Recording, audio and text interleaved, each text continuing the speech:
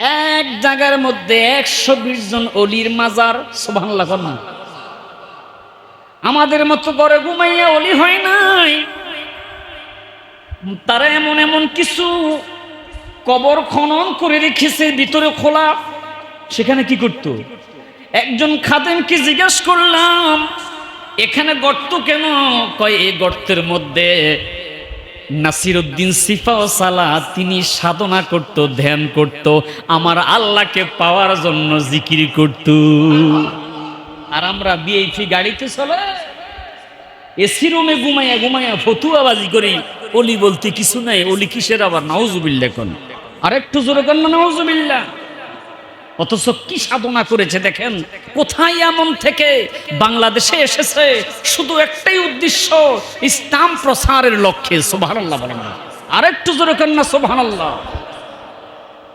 আজকে খুতবার মধ্যে আলোচনা এসেছে মুহররমের শেষ খুতবা।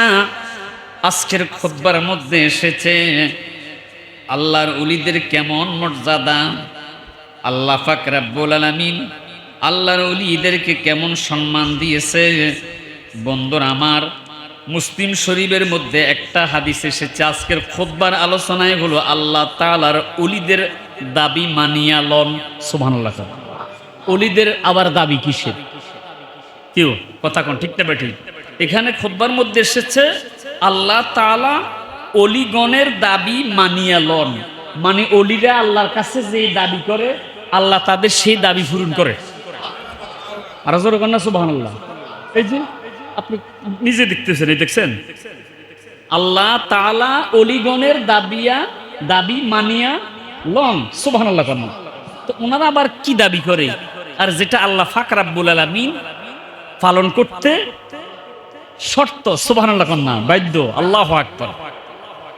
দেখেন আল্লাহ পাক রব্বুল আলামিন কিসের এমন কিছু ওলি আল্লাহর দাবি মানিয়ে লন। এই প্রসঙ্গে মুসলিম শরীফ থেকে আজকের খুতবার মধ্যে একটা হাদিস সংকলন করা হয়েছে। ক্বালা আলাইহি ওয়া আলা আলিহি ওয়াসাল্লাম, আল্লাহর হাবিব সরকারে দো আলম নবী মুহাম্মদুর রাসূলুল্লাহ সাল্লাল্লাহু আলাইহি ওয়াসাল্লাম ফরমান, কি ফরমান?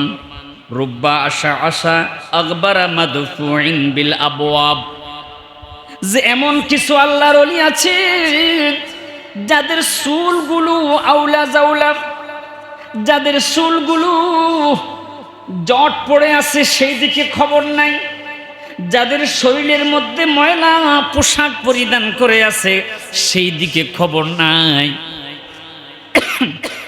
আল্লাহর পাক রব্বুল আলামিন তাদেরকে কেমন মর্যাদা দিয়েছে।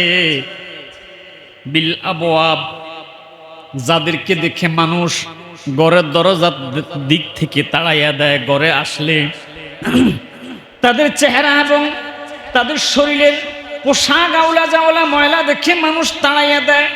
নবী বলতেছে হাদিস শরীফে, বিল আবওয়াব মানে দরজা, দরজা থেকে সেই পাগল কিছু আউলা জাওলা পাগল দেখলি মানুষ তাড়াইয়া দেয়। আল্লাহর নবী বলে, লাও আকসামা আলাল্লাহি লা আবাররাহু, অথচ ওই আল্লাহ পাকের পাগলগুলো আল্লাহকে সন্তুষ্ট করে বসে আছে, মানুষ সেটা জানে না। আর জোরে বলেন না সুবহানাল্লাহ। দেখছেন আল্লাহ রাসূল বলতেছে, মুসলিম শরীফের হাদিস, সহিহ হাদিস, যে আল্লাহর কিছু এমন পাগল বান্দা আছে যাদের চুলগুলো আউলা জাউলা, চেহারা পোশাক ময়লা দেখা যায়, কিন্তু তারা আল্লাহর প্রেমে এমন ভাবে ডুবে আছে, এখন শরীরের দিকে তাদের খেয়াল নাই, খানাফিনা ঘুমের দিকে খেয়াল নাই, তারা আল্লাহকে পাওয়ার জন্য তারা আল্লাহর সাথে কানেকশন লাগাইয়া আছে। জোরে কোন না আল্লাহু আকবার। আল্লাহুম্মা সাল্লি আলা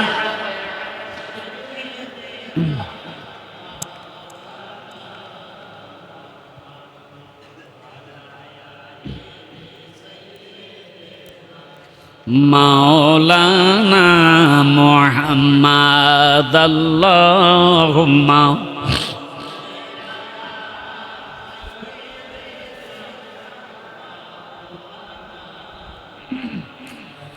وعلى آل سيدنا আল্লাহ পাক রব্বুল আলামিন ওলিদের কেমন পাওয়ার, আল্লাহ পাক রব্বুল আলামিন ওলিদেরকে কেমন মর্যাদা দিয়েছে। বন্ধুরা আমার, হযরতে মুসা কালিমুল্লাহ একদিন তিনি তুর পাহাড়ে যাইতেছে, এমন সময় একজন মহিলা ডাক দিয়া বলে, হুজুর আমার একটা আবদার আপনার কাছে। মা মাগো আপনার কি আবদার? দেখে বলে, ও আল্লাহর নবী মুসা, আপনার সাথে দৈনিক আল্লাহ পাকের কথা হয় গো নবী। আমার বিয়ে হয়েছে বহু বছর, সন্তান হয় না। স্বামী বলেছে এই বছর যদি আমার হামেলা না হই, গর্ভবতী না হই, আমার স্বামী আমাকে ছেড়ে দিবে, আমার স্বামী আমাকে ছেড়ে দিবে।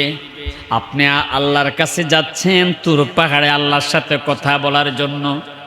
আপনার কাছে অনুরোধ, আল্লাহর সাথে কথা বলার সময় আমার কথাটা একটু আল্লাহর কাছে জিজ্ঞাসা করেন, আসলে কি আমার সন্তান হবে নাকি হবে না? যদি সন্তান না হয় তাহলে স্বামীর বাড়িতে তো আর থেকে আমার লাভ নাই, স্বামী তো অর্ডার দিচ্ছে আমাকে রাখবে না, ছেড়ে দিবে। ঠিক আছে মা, আমি যাচ্ছি।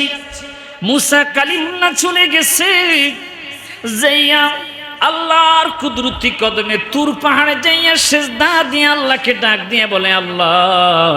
সবাই মহাব্বতে বলেন না আল্লাহ। মাবুদ ও মাবুদ, আমার একজন উম্মত, তোমার একটা বান্দি আমার কাছে আবেদন করেছে তোমার কাছে দরখাস্ত করার জন্য। বলো মুসা কি?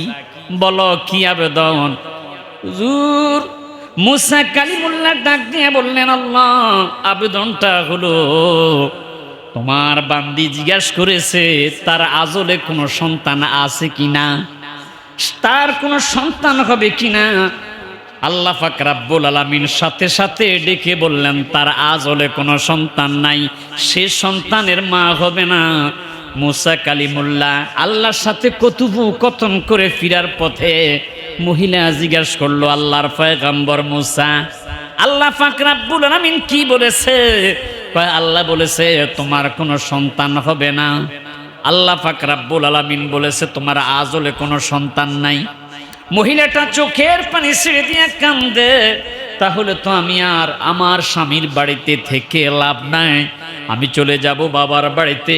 এবার 5টা রুটি বানাইয়া, মতান্তরে 3টা রুটি বানাইয়া, তাজকিরাতুল আউলিয়া কিতাবের মধ্যে এসেছে এই মহিলাটা স্বামীর বাড়ি থেকে গাঁটুনি বেঁধে পায়ে হেঁটে রওনা দিচ্ছে। যেতে যেতে যেতে যেতে তাকিয়ে দেখলো আল্লাহর একটা পাগল, আল্লাহর একটা পাগল আল্লাহর সাথে মহাব্বতের আলাপ করতেছে, আল্লাহর জিকির করতেছে, হযরতে জুন্নুন মিসরি আলাইহিস সালাতু ওয়াস সালাম। সুবহানাল্লাহ বলেন না, কেমন প্রেমের কানেকশন। আল্লাহ কি মহাব্বত দিয়ে ডাক দিয়ে বলে, মাবুদ তোমাকে যদি পাইতাম, আল্লাহ তোমাকে কত আদর করতাম, তোমাকে যদি পাইতাম গো আল্লাহ, তোমার চুল আশ্রাইয়া দিতাম, তোমাকে যদি পাইতাম, তোমাকে আমি আদর করতাম। আবেগে বলতেছে আল্লাহ আসলে তো নিরাকার, কথা গণ ঠিক না বেঠি? আবেগ প্রেম দিয়া যখন আল্লাহর ওলি এইভাবে আল্লাহর সাথে প্রেমের কানেকশন লাগাইছে, মহিলাটা পাশ দিয়া হেঁটে যাচ্ছে, হঠাৎ করে জুন্নুন মিসরি ডাক দিয়া বলে, আহা আমার প্রচন্ড ক্ষুধা লেগেছে, কারো কাছে যদি কোনো খাবার থাকে, একটা রুটি যদি দেয় তাহলে একটা সন্তানের মা হবি। এই কথাটা বলার সাথে সাথে ওই মহিলাটা গাঁটুরির থেকে রুটি বের করে ওই পাগলার হাতে দিয়েছে। পাগলা রুটি কিছু খায় আর বলে, আল্লাহ তুমিও খাও। আসলে কি আল্লাহ খায়? কথা বলেন। প্রেমের মহাব্বতে আল্লাহর সাথে প্রেমের কানেকশন লাগাইয়া আবেগে সে কথাগুলো বলতেছে। কেমন প্রেম, কেমন মহাব্বত। আমাদের মহাব্বত কিসের মহাব্বত? নামাজের সেজদা দিলে আমাদের মনোযোগ থাকে দোকানপাটে, নামাজ পড়তে আসলে দুনিয়ার হিসাব নিকাশ শুরু হয়ে যায়। কথা কোন ঠিক না বে ঠিক? অথচ নবীজি বলেছে লা সালাতা ইল্লা বি হুজুরিল কলব, নামাজ এমন ভাবে পড়বে, হুজুরি কলবে নামাজ পড়বে, তুমি মনে করবা তুমি ফুলসেরাতের ফুলের উপর, তার নিচে জাহান্নাম, তোমার ডাইন সাইডে জান্নাত, বাম সাইডে জাহান্নাম, পিছনে তোমার আজরাইল, কখন জানি তোমাকে রুহুটা কবজ করে ফেলে, এটা মনে করবা তোমার সামনে তোমাকে আল্লাহ দেখতেছে। অথচ আমরা নামাজ পড়তে আসি, আমাদের মনোযোগ সম্পূর্ণ ভিন্ন। আওয়াজ করে কোন ঠিক না বেঠি? আহা, আল্লাহর ওলিদের ইবাদত কেমন!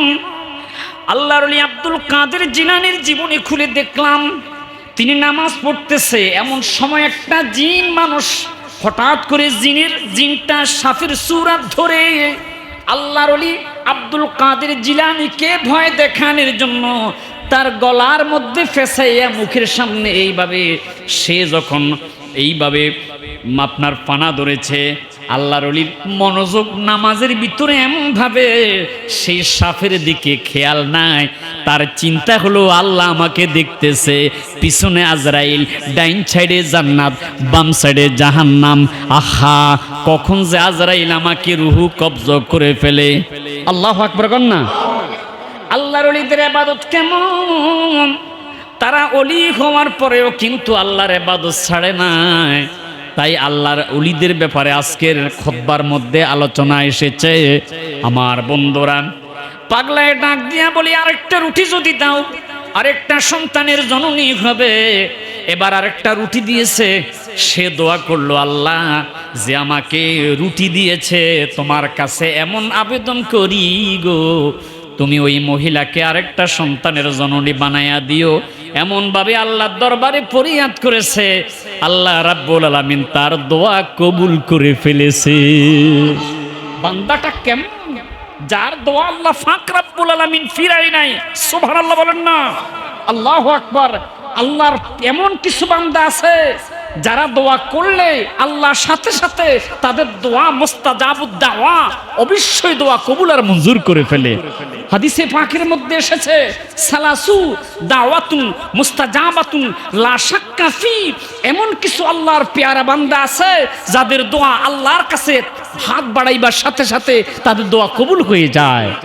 নাম্বার 1, এক নম্বরে ওই সমস্ত আল্লাহর পেয়ারা বান্দা যারা সফররত অবস্থায় নামাজ কাজা করে না, আল্লাহর ধ্যানে থাকে, ওই মুসাফিরের দোয়া আল্লাহ পাক কবুল করে ফেলে। আর যদি সফর করতে রওনা দিছে, অমুকের মার্ডার করার জন্য এখন আমি রওনা করছি, এখন মুসাফির হয়ে গেছি, তার দোয়া কি কবুল হবে? কি রে বাবা, খারাপ কাজ করতে রওনা করছে, এখন সে মুসাফির হয়ে গেছে, এটা কেমন মুসাফির? কথা কোন ঠিক না বেঠি? ওই সমস্ত মুসাফির যারা আল্লাহর রাস্তায় হয়তো হজ করতে রওনা করেছে বা ভালো কাজের উদ্দেশ্যে রওনা করেছে, ওই সমস্ত মুসাফির যদি আল্লাহর কাছে দোয়া করে, মুস্তাজাবুদ দাওয়া লা শাক্কা ফি, তার দোয়া আল্লাহ খালি ফিরাবে না, অবশ্যই আল্লাহ তার দোয়া কবুল আর মঞ্জুর করে ফেলবে। এরপর নবীজি বলেছে, ওই সমস্ত মাজলুম যাদের উপর জুলুম করা হয়েছে, যাদের উপর অত্যাচার করা হয়েছে, সে টাকায় দুর্বল, জনেও দুর্বল, অর্থেও দুর্বল, আর সবল মানুষেরা অন্যায়ভাবে তার উপর জুলুম করতেছে, ওই মাজলুম ব্যক্তি যদি আল্লাহর কাছে দোয়া করে অথবা বদদোয়া করে, আল্লাহর রাসূল বলে সাথে সাথে তার দোয়া আল্লাহ পাক রাব্বুল আলামিন কবুল করে ফেলে। 3 নাম্বার, ওই সমস্ত মানুষের দোয়া আল্লাহ পাক রাব্বুল আলামিন কবুল করে।